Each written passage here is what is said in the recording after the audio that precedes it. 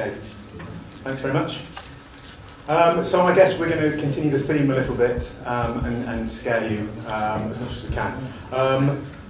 Not quite as much. So a little bit, first of all, about Ridge and about me. My name is Martin Emery. I'm an associate at Ridge & Partners, and my specific discipline is health and safety management. Like all 4-year-olds, I grew up desperate to be a health and safety consultant. Quite true. But it's quite interesting, and certainly within Ridge we get involved in some interesting projects.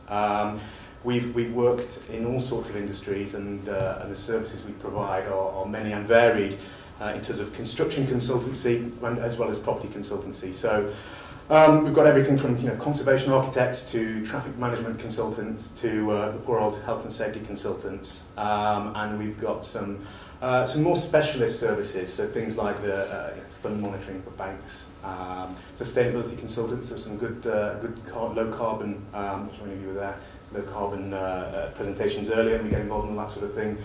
And in terms of the sectors that we work in, I'll just pick out a few of these sectors. We've got real projects. We do a lot of work at the Palace of Westminster. We do lots of work in pharmaceuticals. I've been involved in some really interesting kind of nuclear decommissioning works, stem cell research facilities, and sort of medicine manufacture, all many and varied.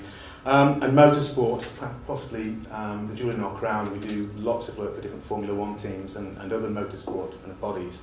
And I'm not saying that I'm totally responsible, but I did spend kind of 5 years, or still spending time, working as Red Bull Racing's kind of construction health and safety advisor.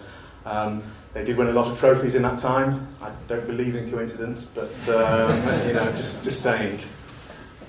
So what we're going to talk about, this is property. We're kind of expanding it a little bit, property and workplace management. And what should we be doing, what should you guys be doing to I guess, stay on the right side of the law? And the cost of getting it wrong is the title, and it's the cost, what can actually go wrong, and then what is the cost, the monetary cost, the business interruption cost in the event that it does go wrong.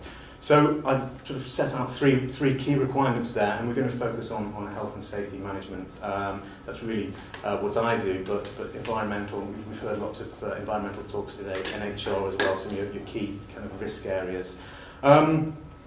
And when I say risk areas, you've got to kind of ask yourself, when we talk about health and safety, where are you most at risk in terms of managing health and safety in your business? If you employ more than 5 people, you're supposed to have a formal documented health and safety policy and all that good stuff. We predominantly work in construction, and that's an industry that's, I know lots of people here I know from within the industry. We know it's a high risk industry. We know there's things like falls from heights. We know that people can get struck by workplace transport. If you look at this graph here, this is 2015 figures, so recent figures, over 7-day injuries reported to the HSE.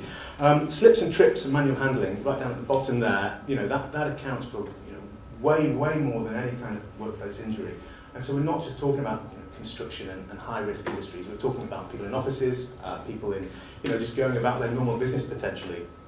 And when we talk about the cost to industry, 27.3 million working days were lost as a result of work-related ill health and injuries in 2014 and 15. So as a cost to the economy, we're talking about £3 billion in the UK. So it's not a figure to be sniffed at. Some kind of figures there. On average, each person suffering took around 15 days off work. So 19 days for ill health. So predominantly we're talking about upper limb disorders, back problems, but also stress as well. We might not all be carrying around heavy boxes, but I'm sure we all know that kind of stressed feeling. Mental health issues are big on the radar at the moment, and something we've got to be taken seriously as businesses. What can go wrong then? We said, what's the cost of getting it wrong? I'm sure not every business has got these circular saws and guarded circular saws, but we are governed by a provision of use of work equipment regs in the UK, so it does extend to things like desk furniture. It's a bit more boring than a shiny sort of tool that can kill people, but if you've been off sick with some kind of back problem result of not having a workstation set up properly, then you'll know it's a significant issue.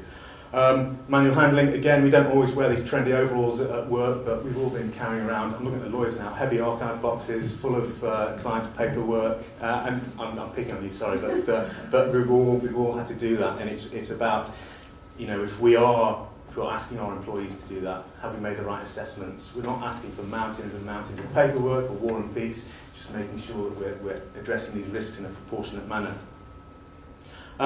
Again, some kind of drastic sort of situations here. This is the guy that's fallen down the stairs. He's probably had his laptop in front of him like that. And again, you know, it's something I'm guilty of. Luckily, our office is on one level, but you know, it's a serious fall, a slip and a trip and a fall that we saw carried for kind of 16,000 over 7-day injuries last year.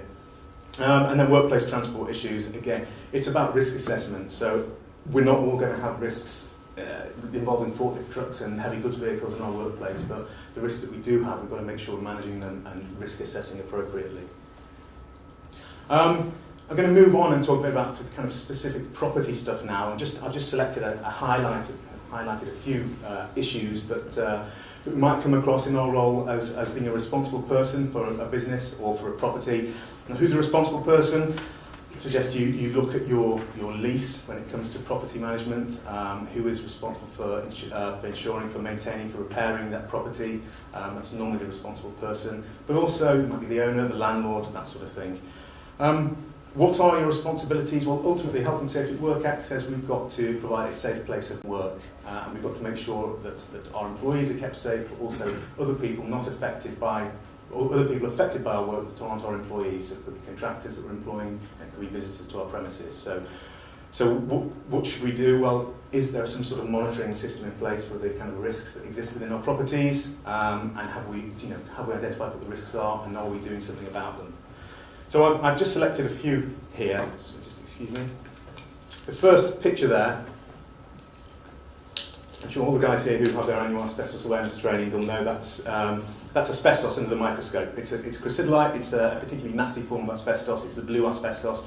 You see we've got these barbs on it that can, and that's what causes it to get stuck in the lungs and cause mesothelioma and asbestosis.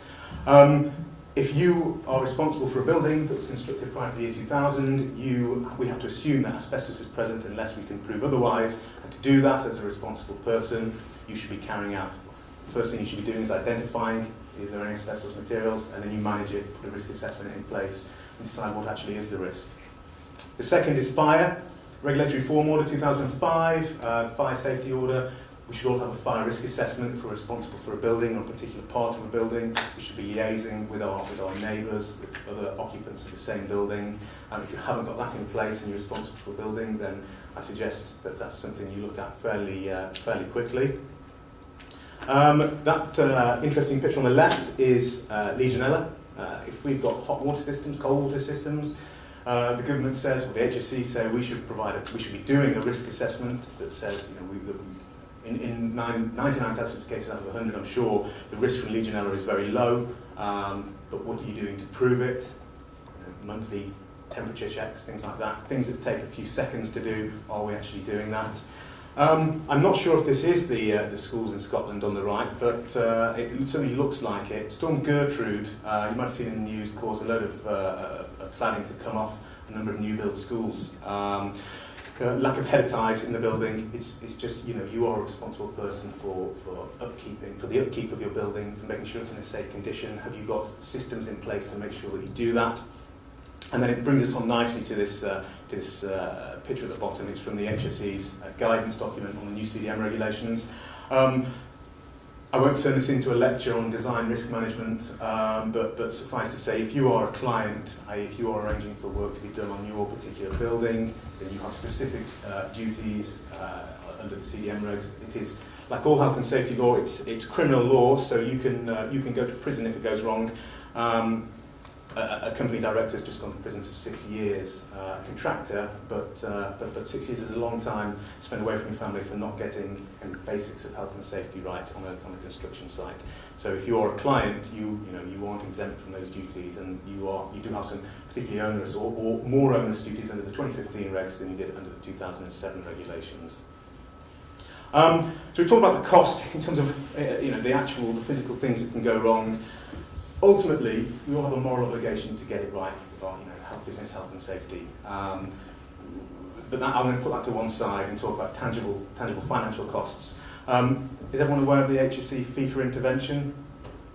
If you're not, the HSE now can come along and if they decide that there is a material breach of health and safety law, they come to your workplace and decide there's a material breach. If they think it's something, well, you're doing something wrong, you need a bit of advice, they can send you a letter. If it's more serious, they'll issue an enforcement notice, an improvement notice or prohibition notice. And if it's really bad, they'll take you to court and prosecute you. And the upshot is you might go to prison or have a significant fine. And we'll come on to fines afterwards, actually. But they charge £125 an hour for that letter, say. So you have that little letter in the HSE, and it comes with a bill for £400. So something to be aware of.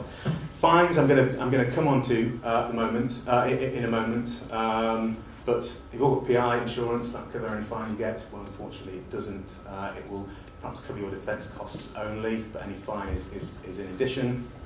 If you work in the public sector, serious health and safety breaches means there's ground for rejection in terms of public contracts.